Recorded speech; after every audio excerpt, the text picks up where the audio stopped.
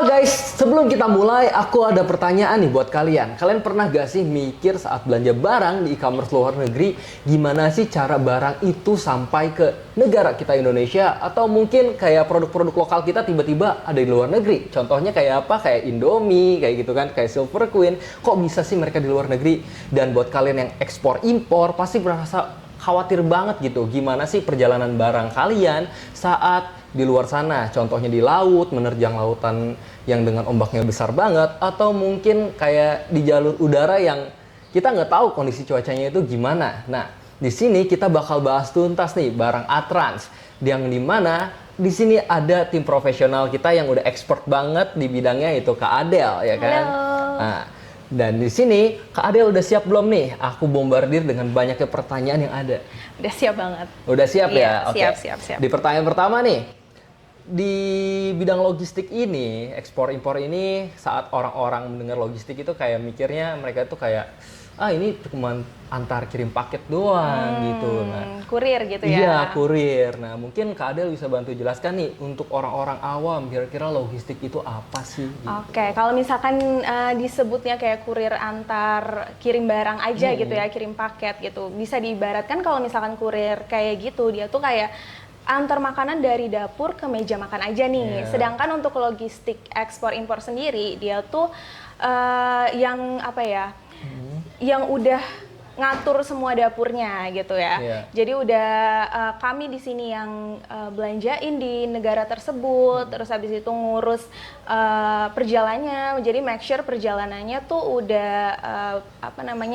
sampai dengan selamat gitu ya barangnya. Terus juga ngatur pajaknya dan juga mikirin kayak truk apa nih yang muat buat barang tersebut gitu. Jadi kalau misalkan kayak bisa dibilang ada seni sama sainsnya gitu ya. Jadi kayak pemindahan dari titik A ke titik B gitu. Terus habis itu kalau misalkan kayak ekspor impor gitu kan, itu ada perbedaan regulasi, terus perbedaan lautan kayak gitu. Jadi itu benar-benar yang bisa bikin menantang banget gitu.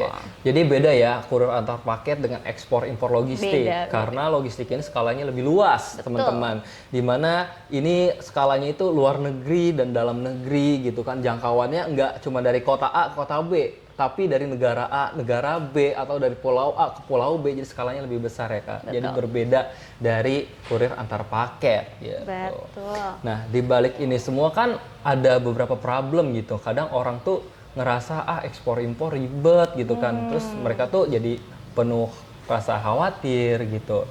Nah, kira-kira kalau dari Kakak menanggapi respon yang seperti ini gimana?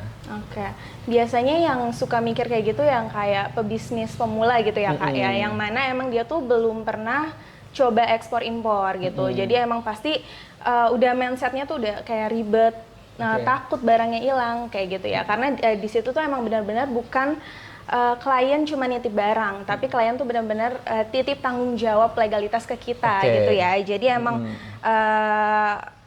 ada ribet di masalah dokumen kepabeanannya, yang mana kita harus ngatur semuanya. Terus habis itu sertifikasi karantina, terus habis itu juga kalau misalkan ada kayak dari sertifikat itu atau dari dokumen itu ada yang salah gitu ya, salah penulisan atau typo kayak gitu, itu tuh bisa kena karantina Kak, bisa kena tahan gitu, bisa sampai berminggu-minggu gitu. Itu yang mana bikin ekspor impor gitu ya, yang mana pebisnis tuh bakal takut gitu, karena mikirnya takut ada ketahan di bea cukai atau something gitu lah ya. Itu tuh bisa banget, makanya kalau kita tahu caranya gitu ya, cara rahasianya gitu lah ya bisa kita bilang, itu tuh bakal jadi pintu gerbang buat scale up bisnis gitu loh, gitu. Jadi emang benar-benar harus ngerti, paham gitu. Di Atrans sendiri ini kan bisa untuk dibantu gitu kan untuk segala dokumen-dokumennya. Jadi kita nggak perlu khawatir teman-teman. Jadi kalau kalian mau misalnya ekspor barang atau lebih tepatnya lebih sekarang impor ya kan, apalagi dekat-dekat banyak event-event nih nanti dari bulan ke pertengahan bulan gitu. Mungkin kalian bisa nih langsung hubungin sama tim Atrans ya kan, ya Kak. Nanti bakal dibantu lah segalanya, kayak dokumen, kepabeanan dan sebagainya itu bisa dibantu. Nah, di balik itu semua kan ada hal lain lagi nih Kak, di mana pastinya Atrans udah makan lah asam garamnya ya kan dari ekspor impor ini. Apalagi contoh kayak yang tadi Kakak bilang mungkin akan tertahan gitu di pelabuhan ya kan. Nah, kira-kira nih Kak ya untuk menghandle atau mengurus hal ini tuh dari tim Atrans bakal gimana gitu menanggapinya? Oke, ini ada ya satu case nih. Iya, satu case. Aku kasih contoh case ya. Jadi waktu itu pernah ada yang impor barang mesin dan mesinnya itu super besar. Jadi mesinnya besar banget. Terus habis itu kita juga lagi apes ya, lagi ada delay. Ada delay di mana kapalnya itu nggak bisa tepat waktu karena ada masalah cuaca ekstrim kayak gitu ya. Terus di situ tuh klien kita emang udah nungguin barangnya gitu karena produksinya harus segera berjalan dengan si barang tersebut yang diimpor kayak gitu. Terus di situ ya kita sebagai Atrans ya, sebagai orang yang bertanggung jawab gitulah. Kita tuh benar-benar muter otak kita gimana caranya tuh barang bisa sampai dengan selamat gitu ya. Akhirnya kita putar otak, kita reroute si truk trailernya, kita hubungin tim bea cukai jalur khususnya kayak gitu. Terus habis itu kita juga urus perizinan jalan biar nggak kena macet gitu. Jadi pas mesinnya udah sampai nih ke pabriknya kita tuh udah benar-benar lega banget karena emang kita sebagai orang yang bertanggung jawab harus punya plan lain gitu. Jadi kalau plan A-nya gagal, kita harus ada plan B sampai Z gitu. Jadi benar-benar harus putar otak gitu. Oke, udah.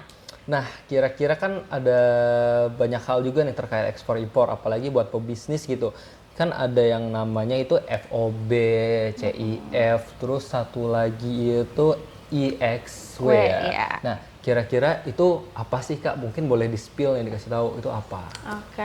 Kalau misalkan kayak Incoterms gitu ya, itu tuh kayak bisa kita anggap kesepakatan lah ya. Jadi siapa yang bayar apa dan siapa yang bakal bertanggung jawab terhadap apa gitu ya. Jadi kalau misalkan tadi itu ada 3, X-Work, FOB sama CIF. Kalau X-Work itu tuh bisa kita ibaratkan kayak misalkan kamu beli lemari nih, nanti kamu sendiri yang ngurus ambil lemarinya di pabrik tersebut, terus kayak sewa mobilnya kayak gitu. Terus habis itu kalau misalkan FOB dia tuh free on board kayak gitu. Terus dia tuh kayak penjual yang urus barangnya gitu ya sampai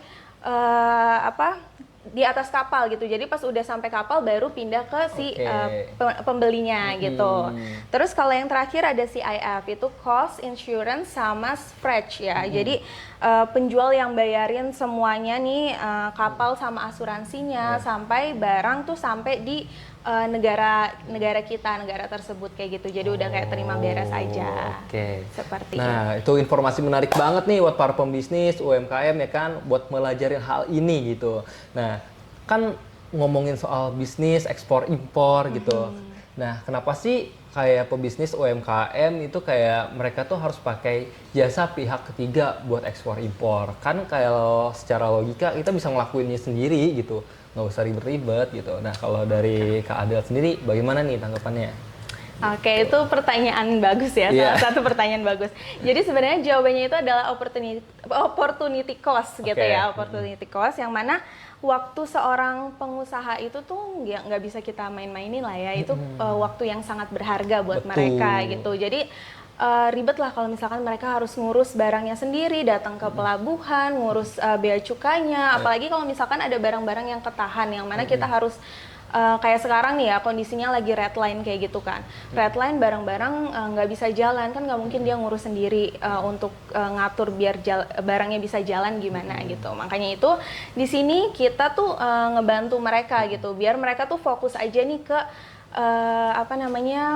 bisnis mereka, terus habis itu cari customer yang banyak kayak gitu. Jadi kita yang bantu. Jadi kita tuh emang punya filosofi ya, kayak yang filosofinya itu ya, you focus on your business, we handle the border kayak gitu.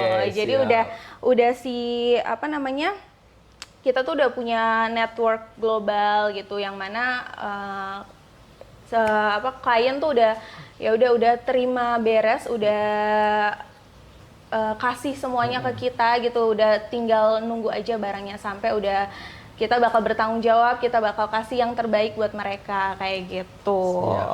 Oke Kak, tadi kan Kakak sempat bilang soal red line. Nah, kan banyak orang bingung nih, apa sih red line, green line, lampu merah kah gitu kan?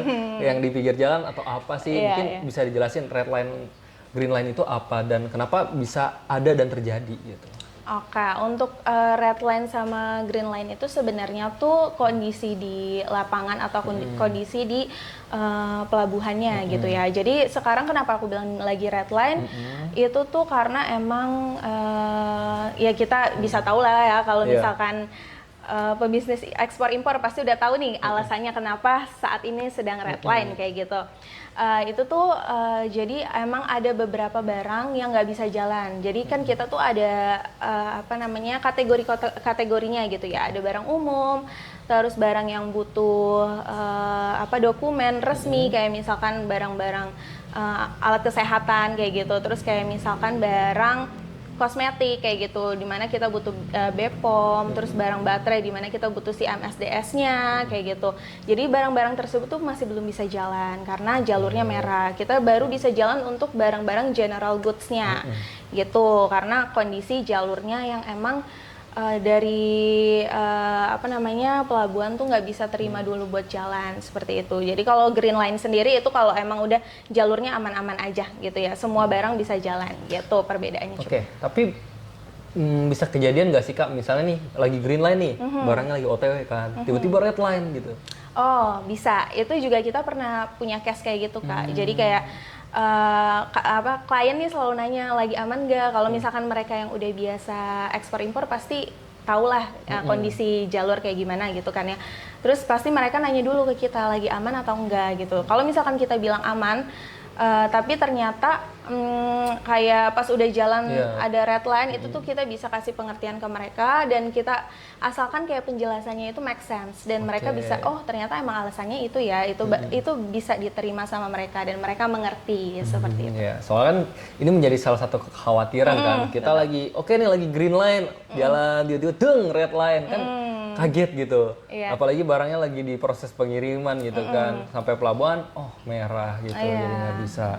Nah, untuk dari tim Atrans sendiri nih terkait transparansi gitu kan, ini menjadi kekhawatiran. Jadi kayak para klien ini jadi cemas gitu kan, apalagi yang UMKM yang belum besar banget, jadi kan mereka deg-degan gitu Kak, gitu khawatir terkait segala problem yang ada di jalan, entah itu barang rusak atau red line yang tadi tiba-tiba. Kalau dari tim Atrans itu untuk menangani klien, rasa kekhawatiran klien itu seperti apa sih? Oke, emang sebenarnya tuh visibilitas itu tuh emang kunci ya guys. Jadi emang di sini tuh tim Atrans itu tuh emang mengedepankan komunikasi gitu sama si klien tersebut. Jadi emang dari tim operasional kita yang bakal update status kargonya kayak gitu. Apakah barang sudah jalan, terus barang udah sampai di mana, apakah ada masalah pas saat di custom kayak gitu. Itu tuh bakal selalu diupdate berkala kayak gitu. Jadi klien pun nggak merasa worry atau khawatir kayak gitu. Barangnya benar-benar udah aman dan kita bakal update ke mereka kayak gitu. Oke. Kalau misalnya ngomongin ekspor impor nih kan banyak nih ya barang yang keluar masuk gitu. Kira-kira yang paling sering itu entah bahan makanan kah, mesin kah, atau seperti apa tuh Kak yang paling sering masuk ke Indo? Kalau yang paling sering tuh ya mesin kayak gitu sih. Mesin kayak alat kesehatan juga yang kayak kursi pijat kayak gitu-gitu. Apalagi yang kemarin tuh sempet rame kan padel ya. Padel itu tuh rame banget yang masuk barangnya kayak lapangannya courtnya gitu ya, yang rumput-rumput, tahu kan yang di bawah itu. Rumput imitasinya itu ya, rumput itu sering imitasinya, banget. Iya kayak gitu. Itu pas lagi tren pedal itu rame banget yang masuk kayak gitu sih. Tapi emang kalau misalnya produk-produk yang lagi ngetren itu emang biasanya sering masuk langsung rame gitu atau gimana sih? Langsung rame pasti. Langsung rame banget? Langsung rame, iya. Kayak blind box kayak gitu itu rame. Menarik banget ya. Duh ya, kalau ngomongin blind box itu biasanya pesanan langsung banyak gitu, biasanya orang kalau impor atau gimana? Iya, langsung banyak, Kak. Itu Langsung banyak. kuantitinya seberapa banyak gitu biasanya? eh Bisa sih kalau misalkan kayak kan kita ada yang LCL sama FCL ya itu. Nah, itu apa tuh LCL, FCL? LCL tuh kayak less container lot sama FCL tuh full container lot gitu. Jadi kalau LCL itu bisa kayak yang LCL itu barang gabungan sama barang lain gitu. Jadi kita kumpulin nih beberapa customer untuk dijadiin satu kontainer. Kalau FCL itu hanya di satu customer aja untuk satu full kontainer itu kayak gitu. Kalau misalkan kayak barang LCL itu sih palingan kayak 5 sampai 10 CBM kayak gitu-gitu. Untuk barang-barang kayak lagi tren-tren kayak gitu ya. Oke, gitu. Nah, ini kan udah beberapa menit ya kita ngobrol ya kan. Kalau dari Kak Adel, kira-kira ada gak sih tips emas buat orang-orang ini melakukan ekspor impor gitu, supaya mereka itu bisa menjalankan bisnisnya dengan maksimal? Oke, untuk tipsnya, ya, tips dari aku ya, dia tuh kayak pahami nih sebelum kalian jadi apa ya pebisnis gitu ya, pebisnis ekspor impor baru mau mulai itu tuh kalian harus pahamin produk kalian dulu gitu. Jadi kalian harus benar-benar bisa hitung nih cost-nya kayak gitu. Jadi cost dari produknya dan juga kadang kan kayak pebisnis kan mikirnya oh cost dari produknya aja deh berapa kayak gitu kan, nggak mikirin freight-nya yang kayak dari negara tersebut masuk ke Indo tuh berapa kayak gitu, terus asuransinya dan lain-lain gitu, itu tuh harus benar-benar dipikirin kayak gitu. Terus habis itu juga cari partner logistiknya gitu. Kayak misalkan nih harus benar-benar yang terpercaya kayak Atrans ya. Atrans gitu. Udah yang berpengalaman karena kadang tuh kalau misalkan pebisnis baru ya, baru mau coba ekspor impor, kadang tuh nyarinya yang murah-murah gitu loh Kak, yang kayak yang ini mahal aku carinya yang murah aja gitu lah. Malahan kadang tuh yang murah-murah tuh nggak terpercaya, kadang ada aja gitu tiba-tiba biaya yang bisa disebut biaya siluman lah ya, yang kayak tiba-tiba dealnya segini, misalkan dealnya berapa juta per Tiba-tiba CBM, naik. iya tiba-tiba pas barangnya nyampe ke Indo, kok ada biaya lagi, jadi nggak transparansi gitu. Kadang kalau misalkan yang biaya murah gitu, kita harus benar-benar korek-korek tuh, kenapa biayanya bisa semurah ini, kok nggak sesuai sama yang di market gitu ya, seperti itu sih dari Jadi aku. buat kalian nih pebisnis-pebisnis yang baru kayak UMKM, jadi harus hati-hati buat milih jasa ekspor impor. Jadi kita harus lebih detail, lebih teliti buat nyari tahu latar belakang gimana sih. Kalau kalian mau cari yang latar belakangnya bagus, kalian bisa nih langsung hubungi tim Atrans ya kan. Kan kita harus hati-hati, apalagi itu barang kita dan kita kan mau meng-grow up bisnis kita gitu. Jadi kita harus memilih partner yang bisa kita percaya gitu. Nah, untuk produk-produk sendiri kan banyak tuh Kak syarat-syaratnya, kayak kosmetik, makanan, itu kan berbeda. Nah, jadi kalau dari Kakak gimana gitu? Apakah kita harus benar-benar mencari tahu dengan detail atau gimana? Setiap mesin kan kayak mesin-mesin juga persyaratannya beda-beda gitu. Kalau misalkan kayak yang tadi udah aku sempat omongin juga ya, kalau misalkan kosmetik itu kita butuh BPOM-nya gitu. Jadi benar-benar kita harus tahu nih barangnya udah